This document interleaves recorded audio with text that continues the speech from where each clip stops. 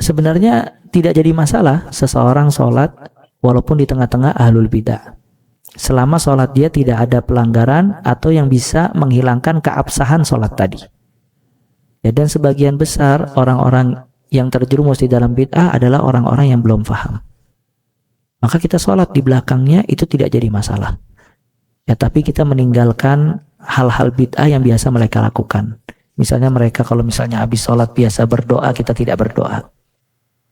Mereka kalau habis sholat biasa salam-salaman, kita tidak salam-salaman. Mereka kalau habis sholat ada ritual khusus, kita tidak ikut-ikutan. Kita ingkar mungkar, mengingkari kemungkarannya, tapi kita tetap sholat dengan mereka. Kecuali dalam tanda kutip, kalau si imamnya ini sholatnya menghilangkan sah sholat. Seperti terlalu cepat. Ya, kita baru ruku, dia udah tahiyat misalnya. Bukan udah sujud, udah tahiyat. Ya. Nah ini kan udah nggak benar maksudnya. Nah kita pindah ke masjid yang lain kalau kita nggak bisa kasih tahu. Kenapa? Karena sholat dia bisa menghilangkan keabsahan sholat. Di antara syarat sholat kita itminan, harus tenang.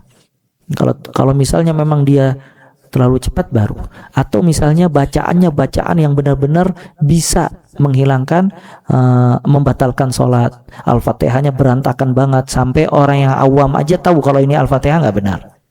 Tapi kalau selama dia aman, tidak ada masalah dan lain-lainnya, kita sholat dengan mereka. Justru itu dakwah buat mereka. Ya, dakwah buat mereka. Kita kalau bisa kita tetap mengucapkan, kita mesti mengucapkan salam. Kalau bisa kita sumbang buat listrik, buat air. Kita kasih ke DKM-nya, ini listrik tiap bulan walaupun cuma 50.000, 100.000, tidak jadi masalah. Supaya mereka tahu kalau kita itu tidak eksklusif. Kita sesama kaum muslimin, cuman kita meninggalkan kebid'ahan karena memegang sunnah Nabi SAW. Sisanya kita tetap tidak mengharamkan sholat masjid di sini, kita tetap sholat di belakang mereka. Mereka sulit kita bantu, mereka sakit kita jenguk, mereka wafat kita sholatin, kita kuburkan dan yang lainnya. Cuman ada beberapa hal memang dibatasi dalam syarat kita meninggalkannya karena Allah Ta'ala. Seperti itu, bisa dipahami ya. Dan itu dakwah kepada masyarakat. Ya makanya sebagian asatidza tidak menyarankan kayak misalnya buat kompleks sunnah misalnya. Akhirnya jadi mengecilkan masyarakat. Padahal kalau semuanya orang bisa di situ dan bisa berdakwah, kenapa tidak kayak gitu? Wallahu a'lam bishawab.